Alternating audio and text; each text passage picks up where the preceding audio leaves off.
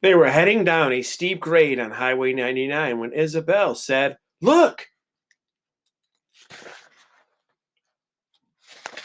Esperanza leaned around the side of the truck.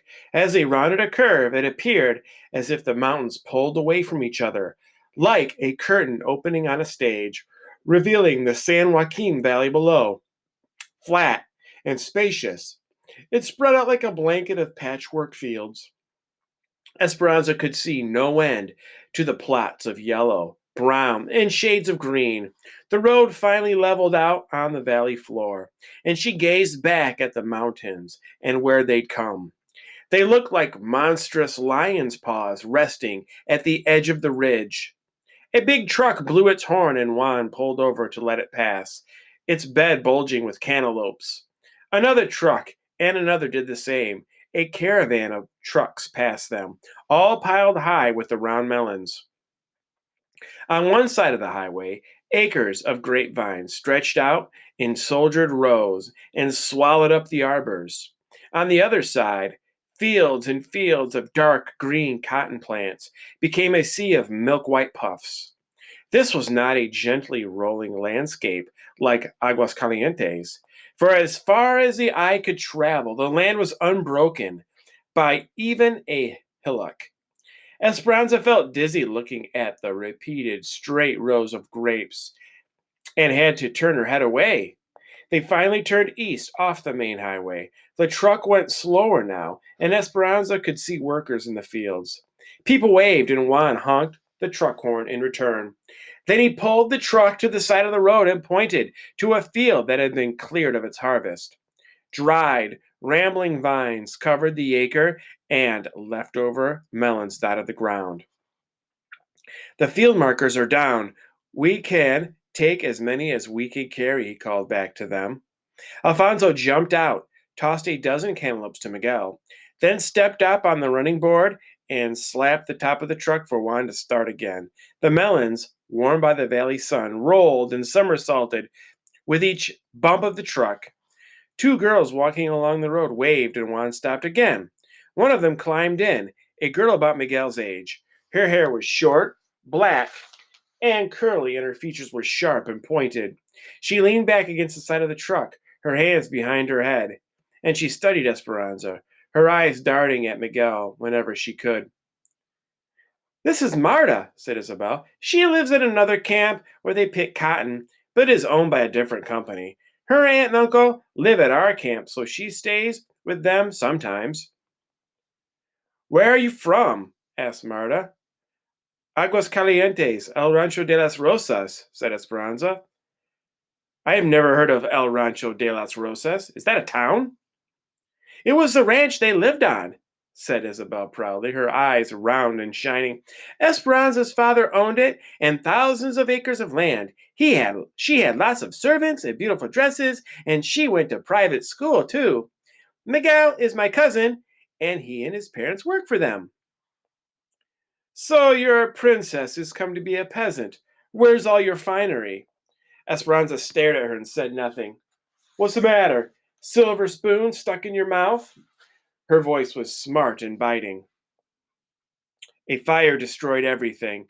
She and her mother have come to work like the rest of us," said Miguel. Confused, Isabel added, "Esperanza's nice. Her papa died." "Well, my father died too," said Marta. "Before he came to this country, he fought in the Mexican Revolution against people like her father who owned all the land." Esperanza stared back at Marta, unblinking. What had she done to deserve this girl's insults? Through gritted teeth, she said, "You know nothing of my papa. He was a good, kind man who gave much of his property to his servants."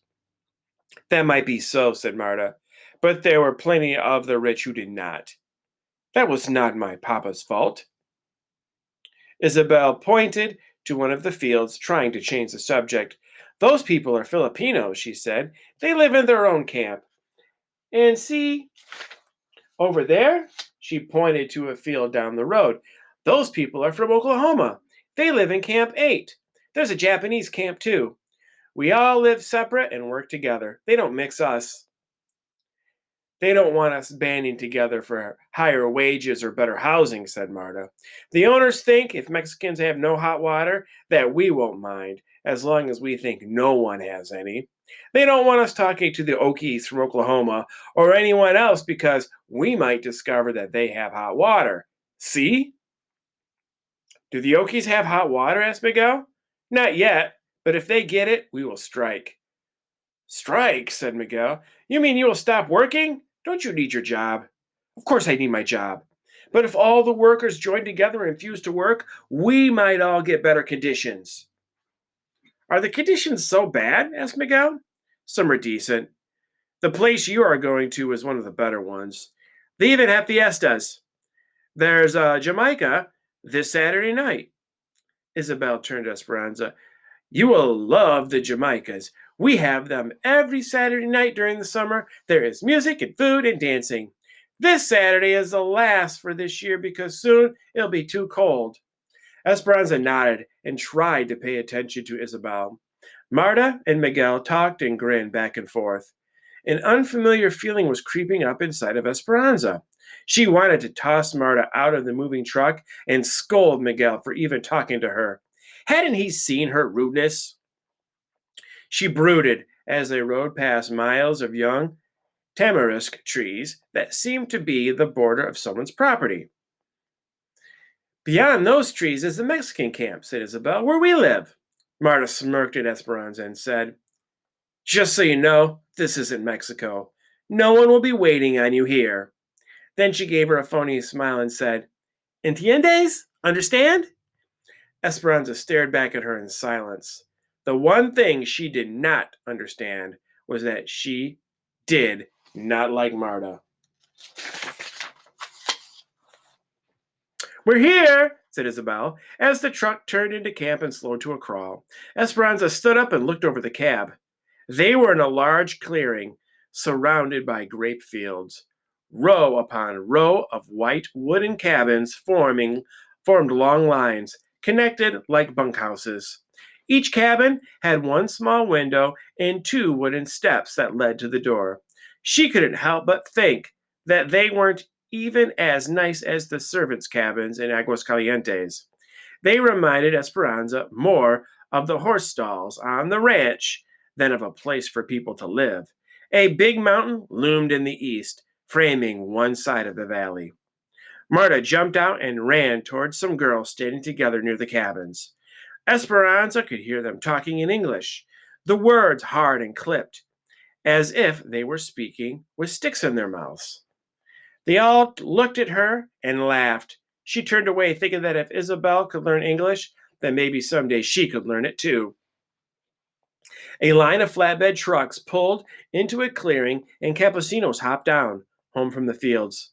People called to one another. Children ran to their fathers, yelling, Papi, Papi! Esperanza felt a deep pang. She watched and wondered how she would fit into this world. Isabel pointed to a wooden building off to the side. That's where they have all the toilets. Esperanza cringed as she tried to imagine having no privacy. We're lucky, said Isabel solemnly. In some camps, we have to go in ditches. Esperanza looked down at her, swallowed, and nodded, suddenly thankful for something. A foreman came forward and shook hands with Juan and Alfonso and pointed to the cabin in front of the truck. The women got out, took the babies, and helped Miguel with the bags. Mama and Esperanza walked into the cabin. It had two small rooms. One half of the front room was the kitchen with a stove, sink, and counter, and a table and chairs. A pile of wood waited near the stove. Across the room was a mattress on the floor. The back room had another mattress big enough for two people and a tiny cot. In between sat a wooden fruit crate to be used as a night table, its sides touching each bed. Above was another small window. Mama looked around and then gave Esperanza a weak smile. Is this our cabin or Hortensia's and Alfonso's? Asked Esperanza, hoping that hers and Mama's might be better. We are all together in this cabin, said Mama. Mama, we can't possibly all fit. Esperanza, They will only give one cabin for each man with a family. There is no housing for single women. This is a family camp, so we must have a male head of household to live and work here, and that is Alfonso. Mama sank to the bed. Her voice sounded tired. He has told them we are his cousins, and if anyone asks us, we must say it's true. Otherwise, we cannot stay. We are next door to Juan and Josefina, so we can adjust the sleeping arrangements. Miguel will sleep next door with them and the babies, and Isabel will sleep here with Alfonso, Hortensia, and us. Miguel came in and set down their valises and then left. Esperanza could hear Alfonso and Hortensia in the next room talking about the camp office. So this is a huge change in Esperanza's life, right? Having to live in this small cabin.